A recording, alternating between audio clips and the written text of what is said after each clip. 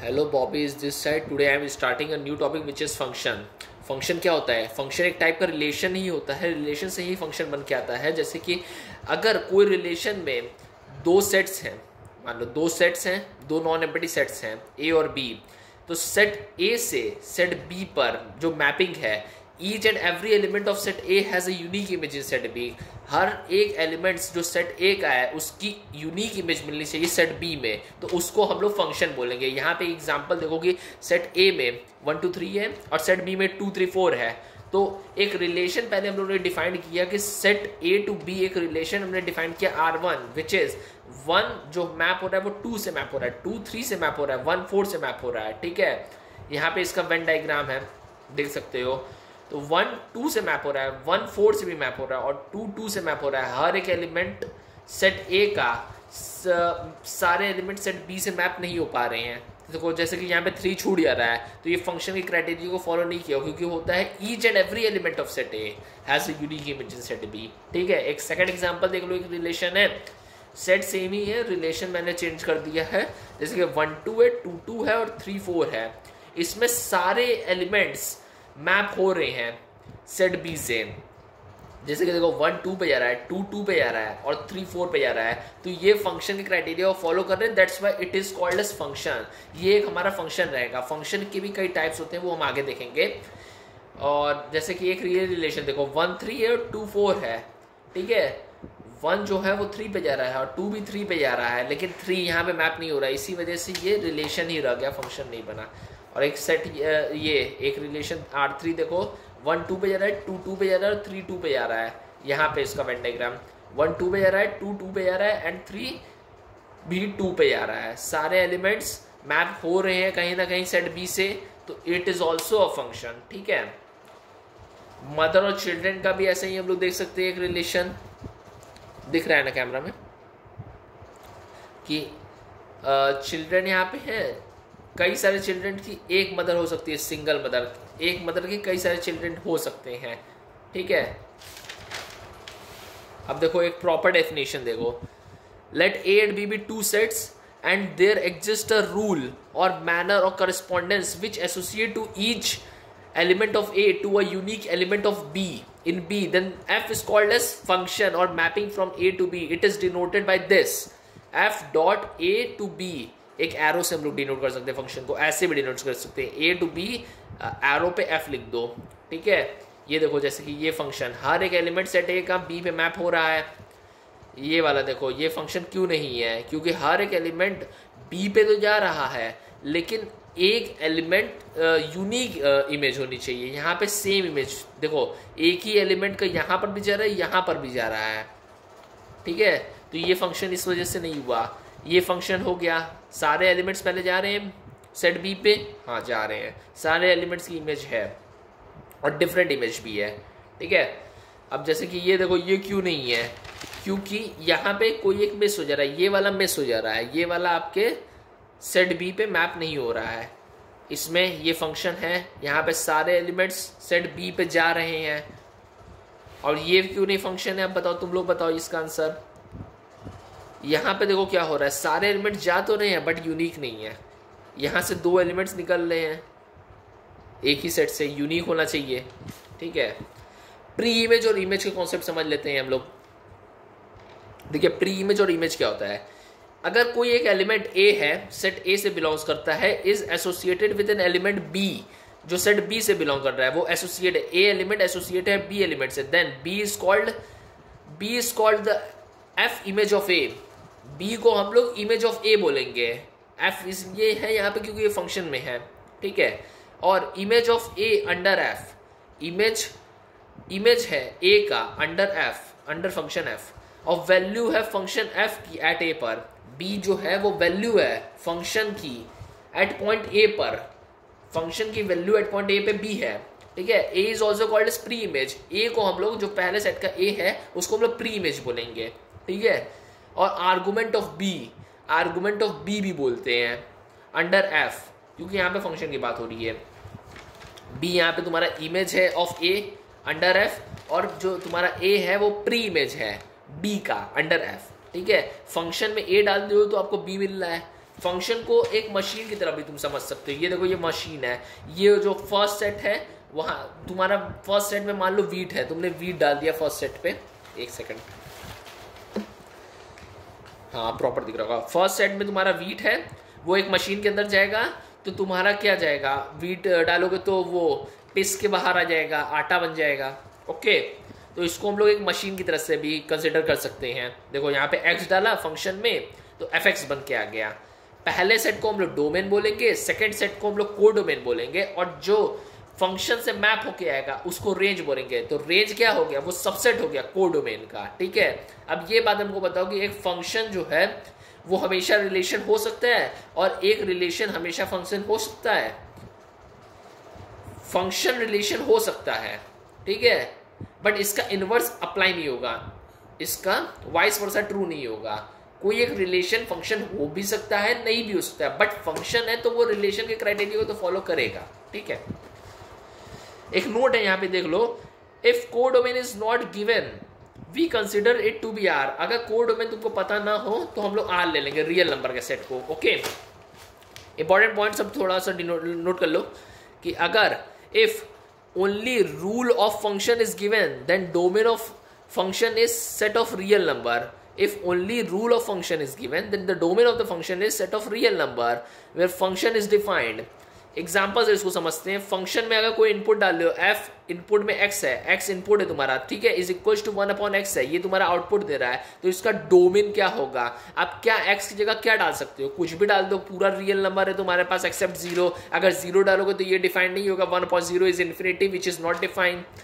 ठीक है, इस वजह से 0 को छोड़ के बाकी सारे रियल नंबर डाल सकते हो। तो उसको रियल नंबर में से 0 को हटा दोगे तो उसको R0 से हम लोग डिनोट करते हो। ओके, एक और एग्जांपल देख दो, fx is equal to root over x.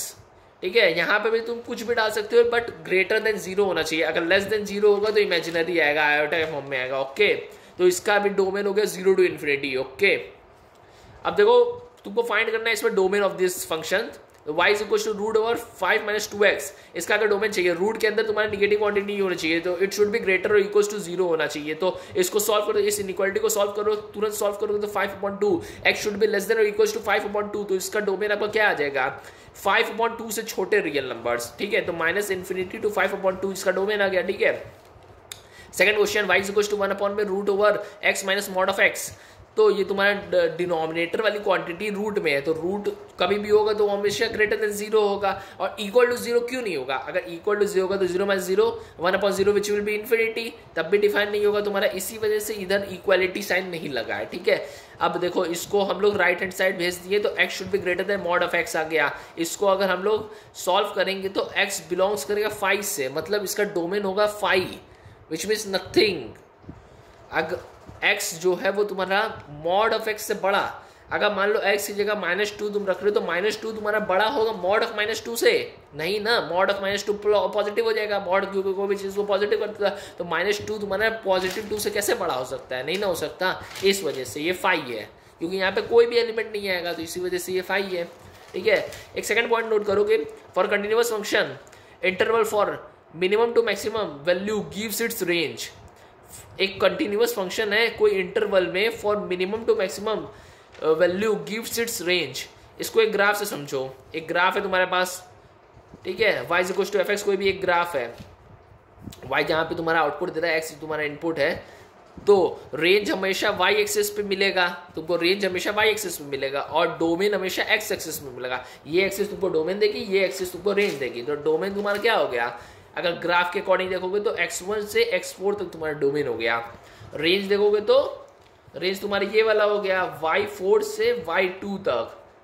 ठीक है, देखो कैसे x1 यहाँ पर y1 से मैप हो रहा है, ठीक है, x2 यहाँ पे y2 है, x3 यहाँ पे y3 से मैप हो रहा है, x4 यहाँ पे y3 से मैप हो रहा है। ठीक है, अब एक डिसकंटिन्यूअस फंक्शन है, बीच में से टूटा है, ब्रेक है, फंक्शन में ब्रेक है। Okay, for a discontinuous function अगर तुमको डोमेन और रेंज निकालनी है तो बाउंडेड एक्स एक्सिस को डोमेन बोलते हैं, बाउंडेड वाई एक्सिस को रेंज बोलते हैं। तो यहाँ से यहाँ पहले तुम्हारा डोमेन x1 to x2 आएगा और यूनियन लोगे, क्योंकि यहाँ पे ब्रेक है, फंक्शन डिसकंटिन्यूअस है यहाँ पे, फिर x3 से x4 तुम्हारा, तो इसको यूनियन में करके लिख दोगे तो तुम्हारा डोमेन आ जाएगा। वैसे ही रेंज देखो y1 से y2 तक तुम्हारा हो गया, यूनियन कर दोगे y3 से y4। ठीक है, क्वेश्चन देख लो, the graph of the function F is given, ठीक है। तुमको state the value of the function F of -1 पे क्या आएगा फंक्शन की वैल्यू। बी क्वेश्चन ये बोल रहा है for what value of x is f x is equal to 2 कौन सी एक्स की वैल्यू पे फंक्शन की वैल्यू 2 होगा, और state the domain and the range of the function. और डी क्वेश्चन बोल रहे हैं on what interval is f increasing, ये तुम्हारा फंक्शन है, ठीक है, फंक्शन का कर्व है, ठीक है, ऐसे कुछ बना हुआ है, ओके। अब तुमको ये पहला क्वेश्चन क्या बोल रहा था कि फंक्शन -1 पे क्या है, -1 पे आ जाओ, एक्स एक्सिस पे -1 पे देखो फंक्शन की वैल्यू क्या है, -1 पे फंक्शन की वैल्यू यहाँ पर देख रहे हो क्या आ रही है, 2 आ रही है, -2 फंक्शन -1 पे -2 की वैल्यू आ रही है ना, ठीक है। पहला क्वेश्चन सॉल्व हो गया दोबारा। और what value of x is, f X की वैल्यू अगर 2 चाहिए तुमको, फंक्शन की वैल्यू 2 किस वैल्यू पे आएगी, फंक्शन की वैल्यू 2 कौन से किस वैल्यू पे, एक्स की कौन सी वैल्यू पे आएगी, एक्स इज इक्वल टू 1 पे फंक्शन की वैल्यू 2 मिल जा रही है आपको, 1 करोगे तो 2 मिल सकता है, और -3 पर भी तुमको 2 मिल रहा है, देख रहे हो फंक्शन पे -3 पर भी तुमको 2 मिल रहा है, ठीक है। अब डोमेन और रेंज अगर तुमको फाइंड करना है तो बाउंडेड एक्सेस को तुम डोमेन बोल दोगे, तो -3 से तुम्हारा 3 तक ये डोमेन हो गया, और अगर रेंज चाहिए तो रेंज बाउंडेड एक्सेस को रेंज बोल दोगे, तो -2 से तुम्हारा 3 तक ये तुम्हारा रेंज हो गया क्लोज इंटरवल में, क्योंकि ये सब इंक्लूडेड है ये सारे points, okay. On what interval is f increasing, किस इंटरवल में फंक्शन इंक्रीजिंग हो रहा है, ये देख रहे हो इस इंटरवल में -1 से 3 पे, -1 से 3 पे फंक्शन की वैल्यू आपकी इंक्रीज हो रही है। Find the domain and the range of the function, domain और रेंज चाहिए इस फंक्शन का, bounded excess is called as domain, तो आपको डोमेन चाहिए, तो डोमेन कैसे मिलेगा आपको, फंक्शन यहाँ पे ऐसे डिफाइंड है और यहाँ पे ऐसे डिफाइंड है, यहाँ पे ऐसे डिफाइंड है, तो पहले यहाँ से देख लो, -3 से -1 पे फंक्शन डिफाइंड है, तुमको ये यहाँ से एक हो गया यूनियन, यहाँ पे ब्रेक हो गया फंक्शन का, तो यूनियन लेके यहाँ से यहाँ तक तुम्हारा हो गया -1 to 1 हो गया, फिर यूनियन यहाँ से तुम्हारा 1 से लेके 3 तक एक्सक्यूज मी 1 से लेके 3 तक, तो ये तुम्हारा डोमेन का सेट आ गया। रेंज चाहिए, बाउंडेड वाई एक्सिस को रेंज बोलते हैं, तो पहले देखो क्या होगा, 1 से 3 तक कैसे होगा ये बताओ पहले, 1 से 3 यूनियन 3 यूनियन -1 से 2, मैं बता रहा हूँ 1 से 3 तक फंक्शन डिफाइंड है, 1 से 3 तक यूनियन 3 पे भी तुम्हारा फंक्शन डिफाइंड है, यूनियन -1 से 2 तक, -1 से 2 तक, सॉरी -1 यहाँ पे, -1 से 2 तक तुम्हारे यहाँ पर फंक्शन, इसकी वैल्यू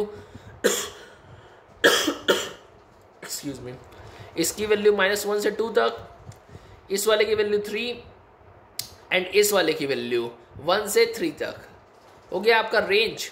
इन सब का यूनियन कर दोगे तो -1 to 3 आ सकता है तुम्हारा, ओके।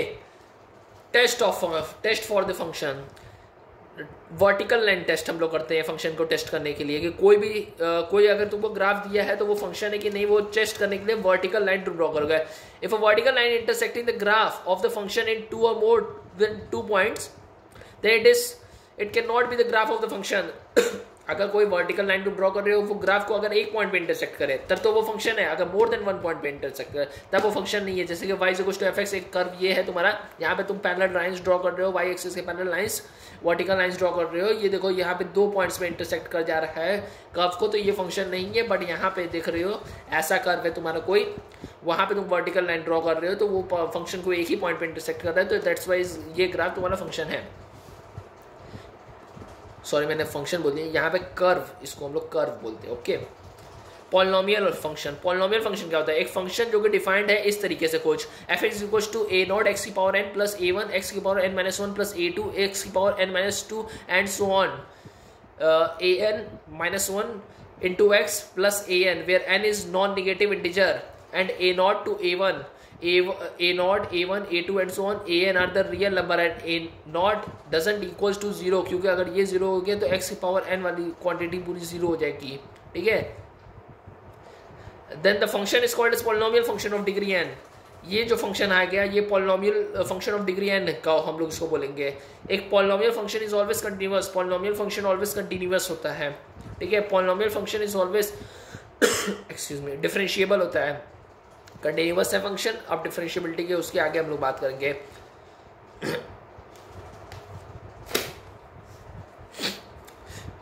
देखो कुछ नोट है। एक पॉलिनोमियल ऑफ डिग्री ऑड, एक पॉलिनोमियल है डिग्री जिसकी ऑड है, डिफाइंड है आर पे, रियल नंबर के सेट पे, has its range from minus infinity to plus infinity. But a polynomial even has a range which is always subset of R. इसको हम लोग प्रॉपर सबसेट ऑफ आर, इसको हम लोग एग्जांपल से देते हैं। y is equal to fx is equal to 3x cube minus 6x square plus 7x plus 15, ठीक है। यहाँ पे x क्यूब कॉमन ले रही हो तो ये तुम्हारा बच रहा है क्वांटिटी, ठीक है। अगर limit x tending to infinity fx में पुट कर दे रहे हो तो limit x tending to infinity right hand side में आ गया, इन्फिनिटी को पुट कर दोगे तो ये तुम्हारा क्वांटिटी इन्फिनिटी की ओर टेंड कर जाएगी, ठीक है। और इसी चीज़ को माइनस इन्फिनिटी में रखो, माइनस इन्फिनिटी के अंदर रखोगे तो ये क्या आ गया, ये भी माइनस इन्फिनिटी की तरफ टेंड कर जा रहा है, ठीक है। एक एग्जांपल सेकंड ले लो। y is equal to F X की power 4 minus 6x cube plus 7x square minus 6x plus 5। अगर इसमें limit x tends to infinity put कर दे रहे हो, पहले x की पावर 4 को कॉमन ले रहे हो, ये भी इन्फिनिटी की तरफ चल जा रहा है तुम्हारा, ठीक है। और limit x tends to minus infinity की तरफ टेंड करा रहे हो तो ये तुम्हारा प्लस इन्फिनिटी की तरफ ये भी टेंड हो जा रहा है, ठीक है। एक एग्जाम्पल ये है x cube y is equal to x cube, एक फंक्शन है तुम्हारा, इसका ग्राफ तो तुमको ऐसे ही पता ही होगा, ठीक है। अगर ये देखो इन सब का रेंज क्या आ रहा था, इन सब का range minus infinity plus infinity था, क्योंकि ये सब फंक्शन क्या थे, ऑड डिग्री के फंक्शन थे, ठीक है। ऑड डिग्री थी ना, ठीक है। अब ये फंक्शन है तुम्हारा, ये भी ऑड डिग्री का फंक्शन है, इसका रेंज कैसे आएगा, इसके रेंज को हम लोग ने रिस्ट्रिक्ट कर दिया एक डोमेन में, -3 to 3 पे इसका हम लोग ने इसके डोमेन को रिस्ट्रिक्ट कर दिया, -2 से 3 पे, -2 से 3 पे इसका डोमेन है, उधर हमने फंक्शन को ड्रॉ किया है। तो इसका रेंज क्या आएगा फंक्शन का, -2 इस फंक्शन में रख दो तो -8 आ जाएगा, -2 का क्यूब -8 ही होता है ना, और 3 का क्यूब क्या होता है 27 होता है। इस वजह से इसका रेंज तुम्हारा देखो रहे हो एक इंटरवल में आ रहा है -8 to 27, ठीक है। अगर कोई फंक्शन R to R में है तो उसका रेंज क्या होगा, R होगा।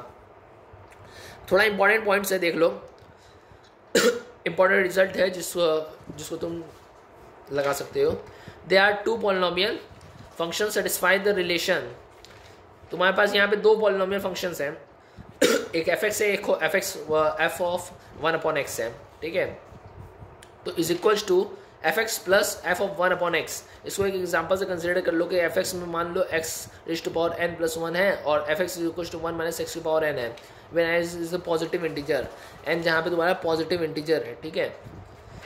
fx इंटू में f ऑफ 1/x, fx तुम्हारा ये था और f ऑफ 1/x, ठीक है। x की जगह 1/x रख दोगे, ओके। तो ये प्रॉपर्टी अगर तुमको लगानी है तो इस प्रॉपर्टी का यहाँ पे यूजिंग कर रहे हो तुम, तो fx वाले क्वांटिटी को तुम एक साइड लेके चल जाओ और यहाँ से fx को कॉमन निकाल लो, ठीक है।